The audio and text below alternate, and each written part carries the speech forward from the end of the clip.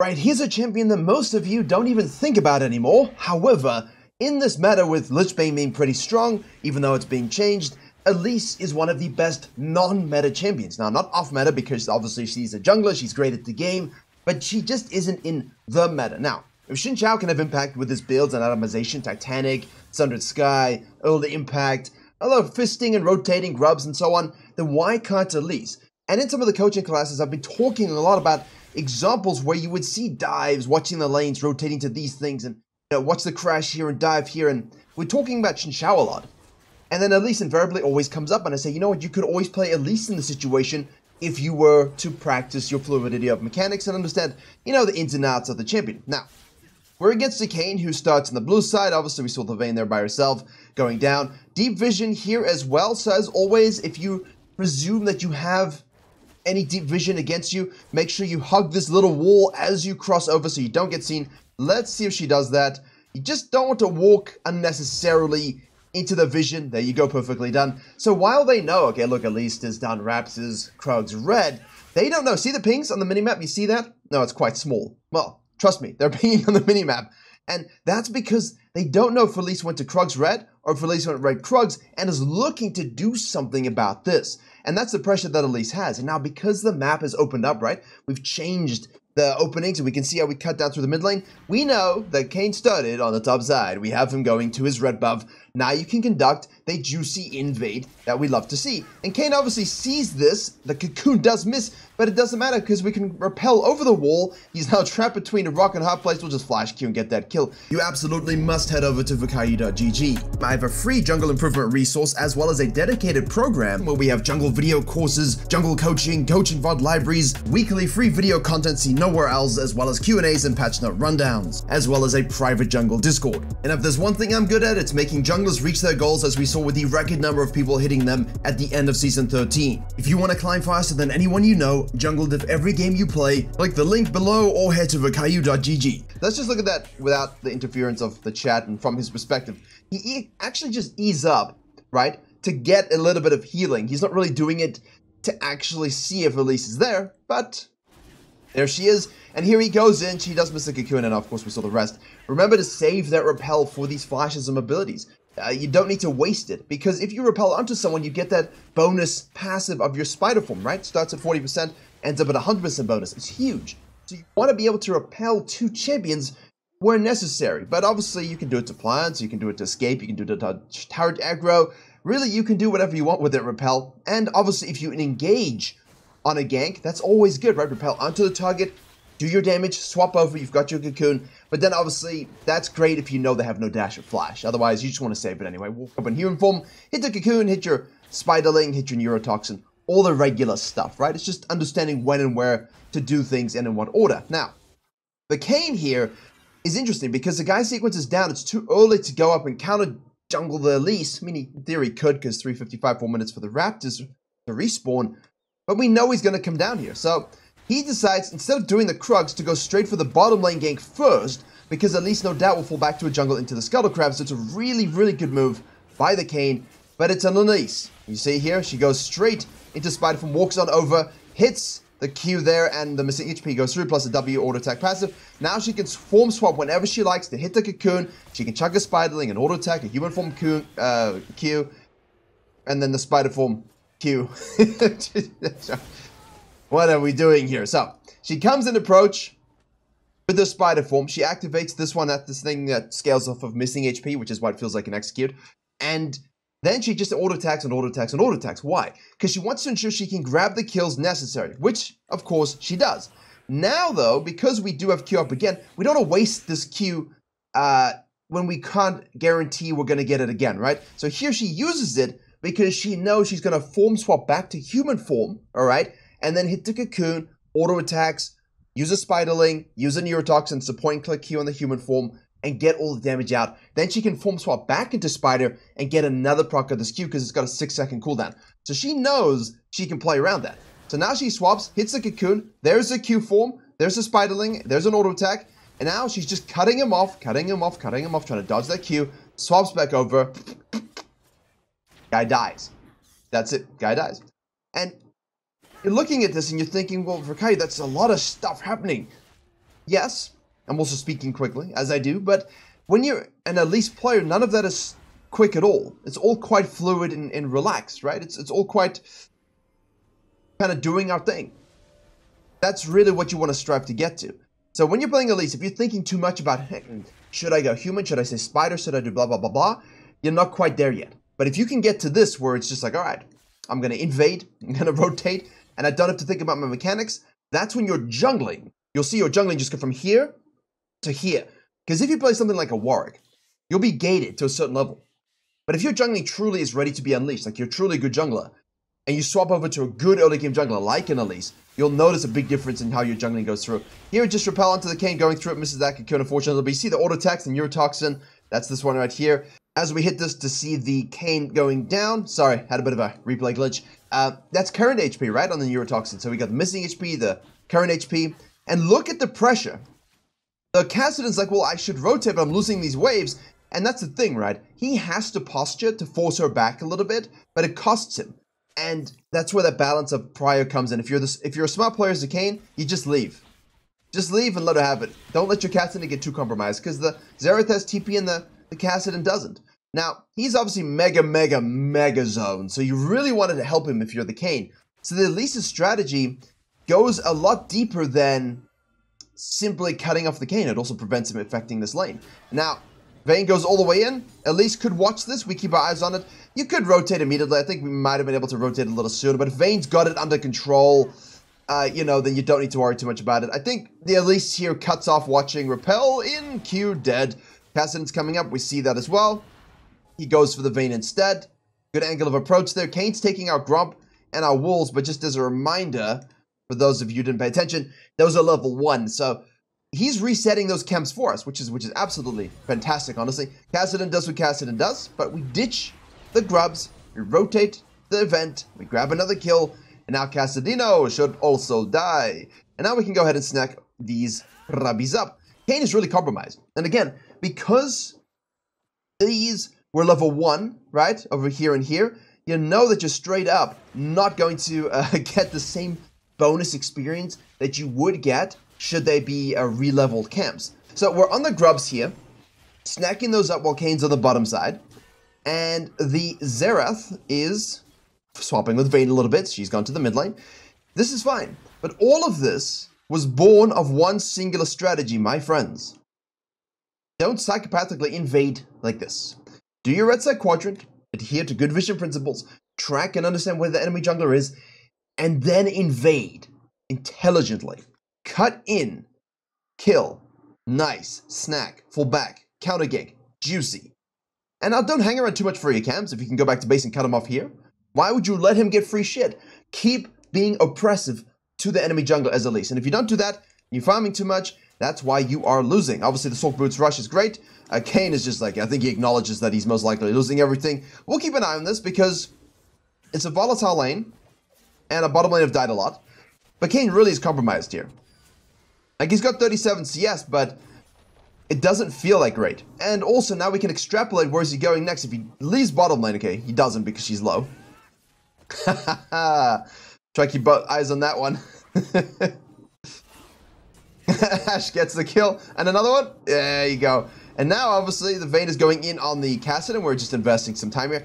She's going to walk in with the repel to try and get there, but there you go. That's fine. We'll take it. So you're seeing here an investment in just cutting away some of what the game wants to do. And even though he's able to counter jungle us, by playing this aggressively, intelligently, you're noticing that we have the same CS, but we're 4-0-0. The Kayn has 4 KP as well, but he's died 3 times.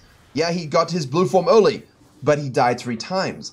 And when you're an Elise champion gamer jungler, there's a lot of pressure on you now, because the blue Kayn with an early form will start to do the damage, right? He will start to take over games.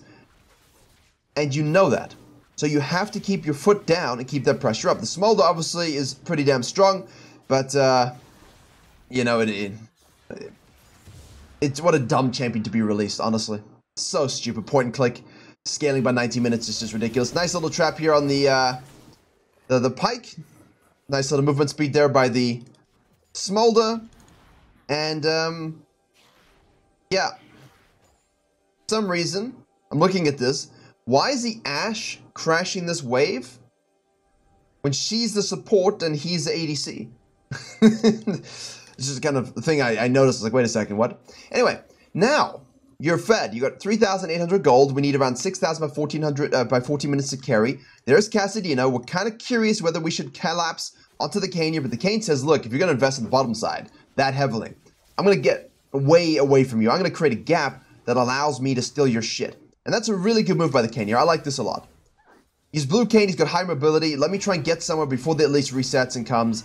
And obviously the downside to that is now the Elise is 100% trailing this. You know she's trailing this. You know she's going to show up to this. So you don't overcommit if you're the Kane. But unfortunately, it looks like he has done that. Let's see what happens here. The Elise shows up. We're going to hit that neurotoxin there and get that kill. Thank you so much. It's a good play, but as soon as that gank doesn't develop where you can kill the Vayne before the Elise shows up, you just got to back away. You just got to back away. Now Elise is showing up to counterpart us, I guess. Pyke is there, Kassadin's there, and I know where we are, but that's all okay. They're all swirling around us, right? Everyone's thinking about what this Elise is doing. Did we hit? No, we didn't, obviously. And that's okay as well. This is all good. Good pressure. 402. Now, I'm way more of a sequencer in nature, so I won't... Even with the Elise Rex, I don't... That was a beautiful flash cocoon. Almost predicted it. Repel to dodge, tries to live, but unfortunately, good run from the Pyke. Xerath admits which he admits, and almost kills a Kane, burns his flash as well. Huge though. That's a big shutdown to give away, but you know, we'll deal with it. It's okay. The moat is obviously for the Sheen aspect of our Lich Bane. We want to make sure we're buying that Lich Bane. It's a really good item. Obviously, one of the champions that suffered a little bit from the Rocket Belt nerf / removal, but since they buffed her on hit, I believe 2021, you know, for the Nashers and Lich Bane Gaming, it's really been an off-meta way of playing the champion, and it does definitely work. So when Lich Bane is strong and Nash is a little too strong, you can always build these things. You don't need to go full combo mage assassination. Now, we're holding this wave obviously here, juicy fresh. Why? Because there's not much else we can do, because we see this on the top side. Xerath's in base, bottom lane are coming back down. You know, Vayne is by herself. What if Pyke rotates up? You know, we're not going to have the ability to take this fight, so I'm just going to give up the grubs. As soon as you accept that, that's good. Except, as I watch this, maybe we just want to cross over here to protect our Raptors, or do we actually want to contest? I think it was kind of clear you were never getting that. So I might have been a bit more invested in potentially just red and diving bot lane, but everyone's up here, so as an Elise, you don't want to instigate that Nocturne level AFK split, you know? So what we can do here is obviously do our blue side and then observe and then contest if they try to counter jungle us, or as she did, cut across, see if we can contest, protect your camps. But probably blue side's a bit more smooth. Ashe ult does hit. Ashe ult into an Elise cocoon is always the most juicy fresh, and she just holds that for as long as possible. 513, gold amount at 12 minutes. 5.2. Kane's not 4.6. Keep that going, keep that going, keep that going. We're losing a little bit of the quadra control, which is why I said, in lower MMR games, diamond and below, to this. Lower than this, right? Not low. Keep your econ up to a reasonable degree. Sure, the Kane's not going to be smurfing Grandmaster level in terms of like getting the camps. Well, he's not playing very well, but he's not going to be getting the camps in a losing game in your MMR games. So if you can just maintain a little bit of your quadrant, your blues and your wolves, and you can cut in and protect your camps a little bit, he's not going to get those victories, and that will amount to you having the same CS as him. So just keep in mind, right? 0 TPs. At least now in Spiderfall, moving quickly and faster. Use that to get around. Kane uses the W to slow her. She repels to the Kane. Qs, because it's a bit of a mini leap, onto the Varus and gets that kill. She dies for it, but again, when you're an Elise, that's not so bad.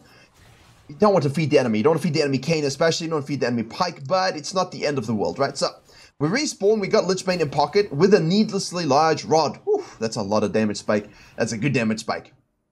Do the Grump. Move on down to the Dragon. Pyke is shadowing and looking. We're just keeping an eye on the minimap as we do this. Looking where the enemy bottom lane are. We know Kane could always look about coming at us, but we see him on the top side with that Herald spawn. And I think here, I'm very happy with the Xin Xiao and Elise and Warwick. You know, go and contest and control this Herald. Don't give it up. especially when they're scaling like they are, you need to get the Herald. I feel like in these kinds of games, the Herald is going to do good shit for you. And obviously here, if you need to split in a game where it's totally gone, and you can take a bunch of turrets, do so also. You've got options, especially with Lichbane. You can do that. Now, we have the Herald. We're going to activate that guy, go for a little bit of a drive. Let's see if we can drift EU West, Scion Special. Doink. We hit those. Cassidy does killings. Shove this over. Yep. That's fine. Kayn is swooping. Kayn is a level ahead now. You see, this is the shit I'm talking about. Kayn is literally a level ahead. He's just going to swoop up. You're going to start to lose way too much versus Kayn's if you don't control your quadrants to a reasonable degree. And you can see that happening here. The guy's already halfway to 11, and we are only halfway to 10. So it's a big lead. Now, he gets kills, but you've got to keep your econ up to a certain degree. It's not like when you're Maokai and you're down 2 levels, you're like, I'm Maokai. I don't care if I'm down 2 levels. If you're a tank and you're down 2 levels, I'm a tank. I mean, it's great to be ahead. Okay, so like Ornn and Cassandra are tanks that love to be ahead, but you know, if you're Sejuani or you're Maokai, you're not really too concerned about it. If you're ahead, cool, but otherwise, I'm always going to be able to do my job. And as long as I make the right plays, I'm good with ELISE. Yes, but also if you're not down 2 levels to scaling jungle, that's not where you really want to be. So we'll go for the classic auto attack leading into the full combo with our WQE into a snipe down with the Q on the spider form. It's always weird saying Q twice. She uses Q, and then she uses Q again, but the different Qs because she's going from human to spider. 6 abilities. Wait, when last did we get a 6 ability champion? Am I blanking, or has it been a very long time? Italy, Kayn, ELISE. It's good in the jungle, obviously. We got Karma. No, not Karma. What am I thinking about? Did I read? No. Maybe I read some dev blog and it got me confused, but I honestly can't remember the last time I made a pure form swapping 6 ability champion. Either way, that's how it is sometimes. Jace is obviously very popular for the same reason. See, look at the damage that Kayn now has, and this is the greed here when we go for that alternator and that needlessly large run into the Shadow Flame. You do a lot of damage, but you will die to assassinations, and Kayn has done a good job of really getting in her face. And this is where, if you're an ELISE who doesn't do the right thing, you're going to start to cost yourself. And against champions like that, I might be a bit inclined to go with the Zhonya's, but in my humble opinion, a long-time jungle analyst, coach, and player, doing this a long time now, if you just control some of your camps a little better, rather than waiting around as much as she does, the Kayn will not have a 2-level lead on us. And that's the most important thing here. The Kayn has done a solid job of getting camps and things like that, but I don't feel like he should have been able to. And some of our deaths are a little silly, like the turret dive and so on, but you just control your camps and the guy doesn't get this kind of lead. So I'm all for playing ELISE at a high clip, but as always, please pay attention to the win conditions. There you go, that's an explosion. And just don't give away free camps too much. But she's played well. I just don't like being down 30-40 CS. I feel like that's not so good. Obviously, we're strong and our team are strong. Here we go. See, now we can counter jungle. Start to get some of that back a little bit. We'll see what the CS is at the end. But her strength is at the moment, right? 19-20 minutes. Gold lead, 8.5 thousand. Kayn is still down 500. Translate this into PvP, guys, not farming, all right? We missed the cocoon there. We hit the spider link toss. Remember, as she Qs here, pause it for a reason. As you Q, right, you are in human form, you let your spider link go, right? The W in human form. You swap to spider form. As you Q a son of a bitch, this thing, provided you're not astro years away, will launch itself. This is your W. It will launch itself to the target you Q. So here, see if we can get it. There it is. You see there? Mid-air. That's a little gross. Boom! Explosion. So even if you miss your W in human form, swap over and Q, it will fling itself and explode in spectacular fashion. Gooey and oozy and venom and hairs and maybe a little leg in your eye. You know, is it an eyelash? Is it a spider leg? I don't know. Look at the damage in ISO, right? Look at the damage in ISO. So as long as you're making picks and doing the right thing, you're going to be huge. There is a huge face plant by the Kayn. There's it by the ELISE. Beautiful. Now we can go to the dragon. Again, more people coming. Varus is arriving. We do have flash cocoon here now, if we need to use it. Oh, that was nice though. That was very nice. That was like Owner at Worlds with the Rel W. Saw the Varus ult coming out, immediately form swapped, repelled over, hit him. As soon as he stopped to ult back, you knew you could do that. She didn't miss the flash cocoon though. Alright, this is huge. I really feel like we should snack this sucker up. Cool. In base, we got 2.5. I think we should definitely go by. Huge. Right, you see Shadow Flame straight into the stopwatch, or the Seeker's Arm Guard. Krugs. Red. Control your quadrants. There we go. Kane is where. He's juicing. He's looking. And, oh. I get nervous. We do have Seekers if we need to use it, but we repel first. The Ashol comes through, which is huge. The Elise actually gets a kill there. Nice bleed tick. That's why we like the red smite. The red pet is huge on Elise. The slow, the damage over time. Really love that pet on Zyra for the same reason. I play Zyra a lot like an Elise who can farm. With a little less of the downtime. Whoa, yeah, because we already lost it, so it was close. Huge though. So I personally, last season, my build was Leandry's, Shadow Flame, and Zhonya's. Now, because mythics have changed and all gone away, I'm having to come up with different builds, but that's the same ideation here with this Elise. You know, he's gone with the Lich Bane and the Shadow Flame and then the Zhonya's, and if you go with the Void stuff or Crypt Bloom afterwards, you juiced. That's it, game should end. And obviously you can go with your deaths, what's it called? Death caps, there we go. I was gonna say death stance. Death caps, if you want, but I really don't feel like you need to. She benefits way more from penetration, and because of the nature of your champ spikes, you kinda need to get into fights a little bit, so the Zhonya's is huge. I don't really like the build path, and honestly, I just go Crypt Bloom third on Zyra in these situations. Because it's like, well, I might as well try and kill you first, and even if I die, the heal is huge, and my damage is huge, if I can keep my spacing. But Zhonya's against the Blue Cane is almost mandatory, unfortunately. Champs should never be allowed to come back in these situations, but again, that's what you're playing against, and it's on you to understand that you need to prevent him getting a 2-level lead, right? That's part of the job. Nice one, human form, Cocoon, Chain CC, auto attack, neurotoxin, spiderling, poof, and he dies. 10 stacks on the Dark Seal, can measurize that up a little bit if we wanted to. Now we can cut. Very nice. Push this one, 3 grubs to 3, so it's an equal footing. Vayne is now split pushing. We're 14-3-6, by the way. It's really great example of just pushing. See how quickly we can do the turrets as well with the Lich Bane? We use the Zhonya's there to avoid Chain CC. That's a huge blow, though, because Kane's up. And the small does 577. Oof, the flash from the pike there. Take this sucker, too. You see how we push the map here? We don't allow any rest. 1443. That's a Blighting Jewel. You can also go Needless again if you want. There you go, going Needless again.